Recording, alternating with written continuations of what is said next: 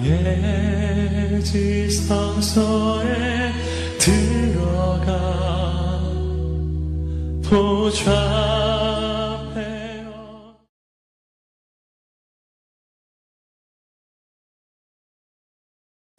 여러분들께서도 잘 아시다시피 지금 우리가 살고 있는 이 한반도는 북한의 핵 폐기 문제를 둘러싼 어렵고 힘든 그런 외교 전쟁이 계속되고 있습니다.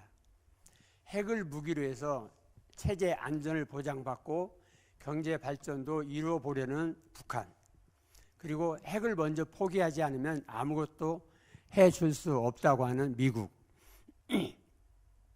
남북 관계 개선을 통해서 경제 협력을 통해서 북한의 핵 포기를 촉진시켜 보려는 대한민국, 그리고 이 모든 상황을 자기의 이익 극대화에 철저히 이용하려는 중국, 이 네 나라의 어렵고 힘들고 고차원적인 외교 전쟁이 계속되고 있는 게 현실입니다. 그런데 앞으로 이러한 외교전이 우리 한반도의 평화와 안정을 공고히 해줄 것인지 아니면 더 불안하게 만들어갈 것인지 아무도 알 수 없는 매우 불확실하고 불안정한 시간들이 계속 흘러가고 있습니다. 한반도에 살고 있는 우리는 비교적 그동안에 북한은 많은 위협에 노출되어 왔었기 때문에 북한의 핵이 얼마나 위험스러운 문제인지를 잘 이해하지 못하고 있거나 아니면 무시하고 있는 게 현실인 것 같습니다. 북한의 핵무기가 얼마나 위험한 것인지를 일본의 경우와 비교해서 말씀을 드려보겠습니다. 2차 세계대전이 계속되자 미국이 이 전쟁을 빨리 끝내기 위한 목적으로 최후의 선택으로 일본의 히로시마라는 도시와 나가사키라는 도시 두 군데에 핵폭탄을 각각 한 발씩 두 발을 떨어뜨립니다. 이 핵폭탄 투하로 2차 세계대전이 끝납니다. 일본이 포기를 하게 되는 겁니다. 왜 포기를 했겠습니까? 그 피해가 엄청났기 때문입니다. 두 군데 떨어뜨린 핵폭탄 두 발로 21만 명이 죽었습니다. 그 중에는 물론 한국인도 4만 명이 포함되어 있었습니다. 그리고 죽지는 않았지만 심각한 피해를 입은 사람들이 35만 7천 명입니다. 이 중에 한국인이 3만 명이 포함되어 있습니다. 이렇게 보면 핵폭탄 두 발로 56만 7천 명이 죽거나 다쳤다는 겁니다. 그런데 더 무서운 이때 당시에 히로시마에 떨어뜨렸던 미국의 원자폭탄에 비해서 현재 북한이 가지고 있는 원자폭탄의 위력은 7배가 되는 겁니다. 그러니까 단순하게 비교하면 6배는 7배가 되는데 6배라고 할 경우 아까 말씀드렸듯이 56만 7천 명 곱하기 6배면 300만 명 이상의 피해자가 생기게 된다는 겁니다. 그런 핵무기를 북한이 현재 15개에서 35개쯤 가지고 있을 것이다 라고 하는 게 전문가들의 평가입니다.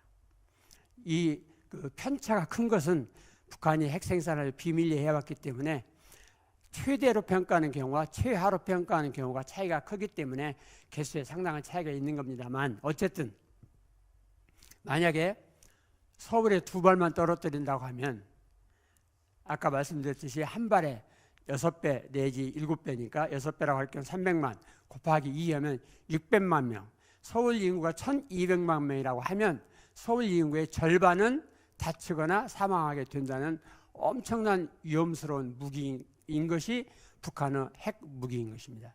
핵폭탄이라는 겁니다. 그런데 혹자들은 이렇게 얘기하는 분들이 계십니다. 북한이 핵무기를 우리를 향해서 쏠까? 안 쏠 거야. 그리고 통일이 되면 그 핵무기가 우리 것이 될 텐데 우리도 군사강국이 되는 거 아니야? 그러니까 반대할 이유가 없는 거 아니야? 라고 얘기를 하는 분들이 있고 그렇게 할 수만 있다고 한다면 맞는 말일 수도 있습니다. 그런데 현실은 절대 그렇게 할 수가 없습니다. 북한이 핵무기를 쓰지 않기 위해서 만들었을 리가 없습니다. 1950년대 후반부터 그 핵무기를 만들어서 지금까지 이르고 있는데 50년, 60년 정도 심혈을 기울여서 막대한 돈을 들여서 만든 무기를 쓰지 않겠다? 물론 쓰지 않고도 그 만드는 목적을 달성할 수 있다고 하면 쓰지 않는 게 당연한 거죠. 싸우지 않고 이기는 게 최고의 전쟁, 싸움이라고 하는 게 손자병법 아니겠습니까? 하지만 궁지에 몰리면 쓸 수밖에 없다. 누구를 향해서 쏠 거냐? 우리 대한민국은 핵무기가 하나도 없습니다. 미국의 핵우산, 미국이 우리를 핵으로 보호하고 있을 뿐이지 핵무기가 없습니다. 우리는. 미국은 핵무기가 수천 개 이루고 있습니다.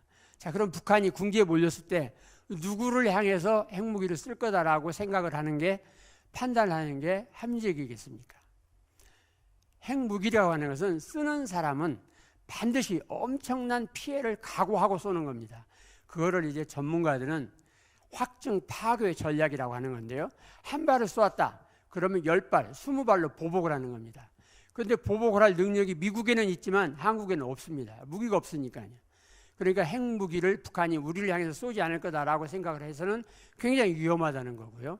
물론 쏘지 못하게 하려면 우리가 엄청난 핵을 가지고 있으면 되는 건데 현실적으로 가질 수 없고 가지고 있지도 않기 때문에 불가능하다는 얘기입니다. 이렇게 보면 지나치게 겁을 우리가 먹을 수밖에 없는데, 하지만 다행히도 북한이 함부로 핵을 쏠 수 없는 것은, 쓸 수 없는 것은 핵을 쓰는 경우 본인들도 완전한 파괴를 감내해야만 하기 때문에 쓰기가 쉽지 않다는 것은 사실입니다.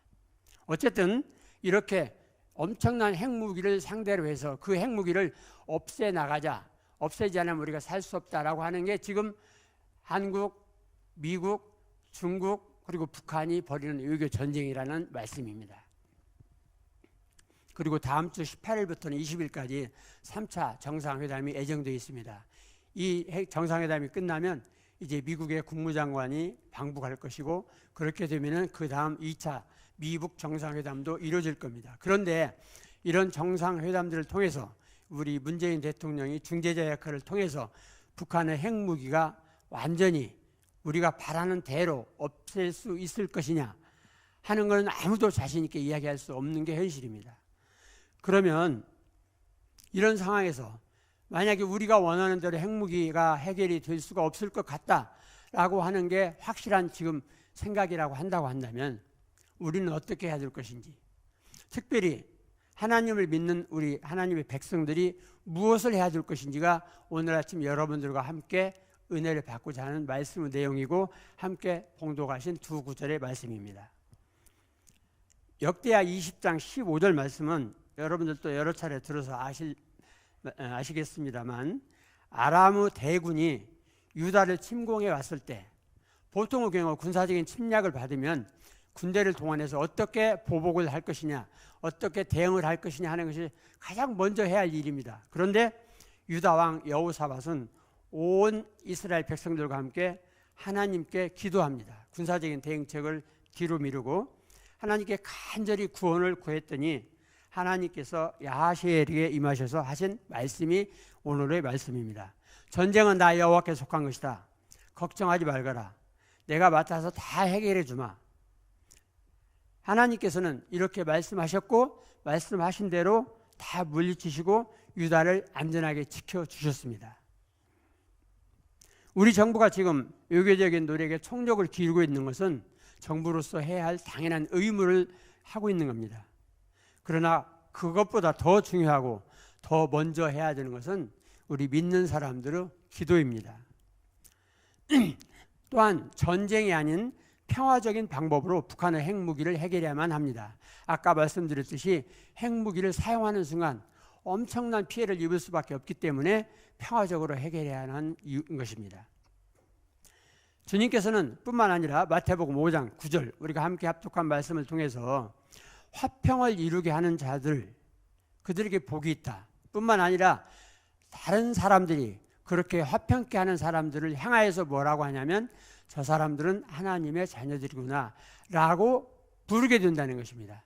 그러면 우리는 스스로뿐만 아니라 다른 사람들이 하나님을 믿는 사람들이라고 인정을 받고 있는 사람들인 우리가 이 문제를 평화적으로 해결해야 되는 것은 선택의 문제가 아니라 의무의 문제입니다. 반드시 그렇게 해야만 하는 겁니다. 그렇기 때문에 평화로운 해결을 위해서 우리가 더 많이, 더 열심히, 더 진지하게 기도를 할 수밖에 없고 해야만 한다는 말씀입니다. 그렇다면 우리가 어떻게 무엇을 위해서 기도해야 할까요?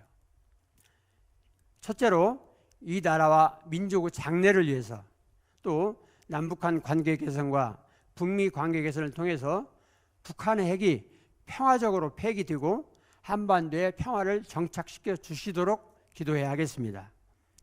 두 번째로 남북한 정부의 지도자들이 하나님을 두려워한 마음을 갖도록 하시되, 특별히 북한의 김정은을 비롯한 지도층 인사들이 전쟁을 생각조차 할 수 없도록 두려운 마음을 가지도록 해 주실 것을 기도해야겠습니다.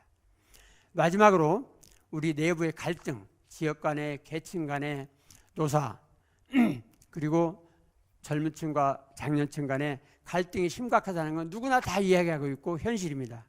이러한 갈등 해소를 위해서 우리 믿는 사람들이 그 갈등을 더 부추기거나 심각하게 하는 행동에 동참해서는 절대로 안 되겠습니다. 우리 내부의 갈등을 해소하기 위해서 우리가 더 많이 노력하고 앞장서서 나갈 수 있도록 지혜를 주시고 용기를 주시도록 기도해야 하겠습니다. 하나님께서는 우리의 기도를 들어주셔서 한반도의 평화와 안정이 공고해지고 남북한 동포들이 함께 하나님을 찬양하고 영광 돌리는 놀라운 통일의 역사를 반드시 우리에게 이루어 주실 것입니다. 이를 위해서 우리가 더 많이 기도하고 더 열심히 기도해야 하겠습니다. 특별히 우리가 지금까지 우리 한반도의 위협을 심각하게 이해하지 못하고 그냥 막연하게 생각하셨다고 한다면, 오늘 제가 잠깐 짧게 말씀드렸습니다만 이 이야기를 통해서 북한의 핵 문제가 우리에게 심각한 위협이 될 수밖에 없구나라는 것을 인식하는 시간이 되시고, 지금까지 내 자녀, 내 가정, 내 가족들만 위해서 기도하기에 급급하셨다고 한다면, 이 시간 이후로 국가와 민족의 장래를 위해서도 시간을 내서 더 많이, 더 열심히, 더 진지하게 하나님께 부르짖고 외치며 기도하실 수 있는 그런 매일매일이 되었으면 좋겠습니다.